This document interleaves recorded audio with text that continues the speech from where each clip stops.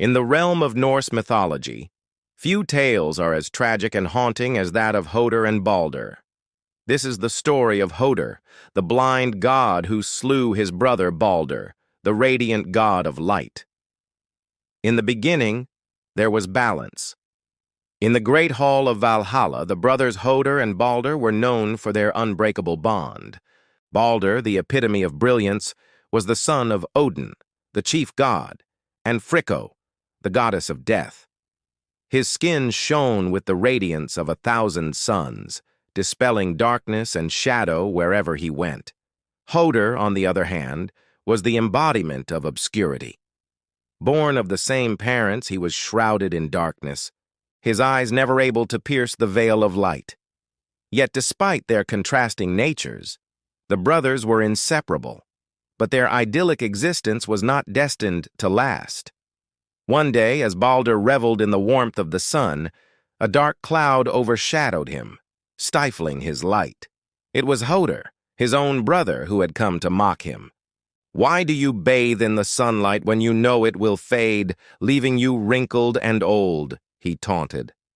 Unfazed, Baldr replied, "Why do you dwell in darkness when you could bask in the sun's golden glow?"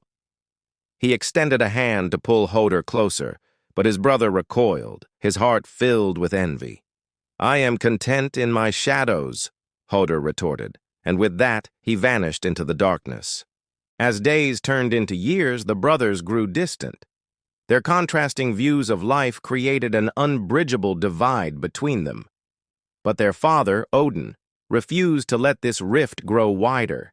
He sought out the wisest of the Aesir gods and convened a meeting. "My sons have strayed from our path," he confessed, "and I fear they may bring ruin upon us all." The gods pondered for a while, their expressions grave. Finally, one spoke up. "There is a way to mend their broken bond, but it requires sacrifice." Odin's gaze sharpened. "What must be done?" he asked, his voice echoing determination. The god replied, "A blind man has chosen Baldr to be his target. If he can slay Baldr, Höðr's envy will turn to admiration, and their brotherhood will be restored." Odin summoned Höðr and revealed the task before him. "You must slay your brother, Baldr," he commanded.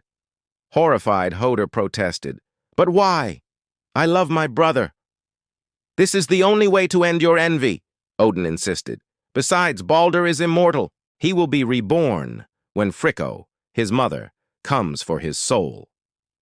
Convinced by his father's words, Höðr agreed. But how does one kill a god, especially when he is immortal? Odin, ever resourceful, had a plan. He sent word throughout the 9 realms, calling upon all living beings, from the mightiest giants to the tiniest insects, to assemble in Baldr's honor. All who accepted the invitation were granted safe passage to the assembly. But one notable exception was Loki, the trickster god, notorious for causing mischief and manipulating events to suit his own designs. And what better opportunity than this to exact revenge on Baldr, who had humiliated him in the past? So Loki decided to sneak in unnoticed and wreak havoc. When the day of the assembly arrived, all eyes were on Baldr, the radiant god who seemed to glow with otherworldly light. As the festivities commenced, animals paraded before him, each pledging their loyalty and offering their protection. They encircled him, forming a protective barrier against any harm. Even Fricko, the goddess of death, usually shrouded in darkness, stepped forward with a blazing torch, declaring that no shadow or darkness would befall her son. Odin watched with a mixture of hope and apprehension, knowing that the fate of his family rested on this moment. But lurking in the shadows, Loki waited for his chance. When the time was right, he slipped forward and let loose an arrow. It flew straight towards Baldr, piercing through the protective circle.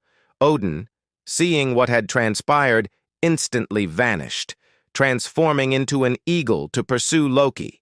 Yet the trickster god was too quick. He had already fled to his home, shielded by a magical mist.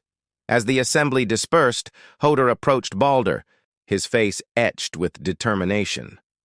Now was his chance. With a heavy heart, he drew his bow, aiming for his brother's chest, but just as his arrow was about to connect, Baldr's eyes fluttered open.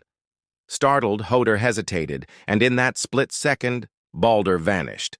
He had been slain, but as predicted, he was already on his way back, Fricko having claimed his soul. With his task complete, Höðr felt the weight of his actions crushing him. He had followed his father's orders, but at what cost? The tragedy of it all left him desolate, alone in the suffocating darkness he had always known, forever haunted by the echoes of his brother's light. And so the tale of Höðr and Baldr serves as a grim reminder of the destructive nature of envy and the heavy burden of sacrifice. It also highlights the complexities of fate and free will, leaving us to ponder whether Höðr's actions were truly his own, or if he was merely a pawn in a greater cosmic design.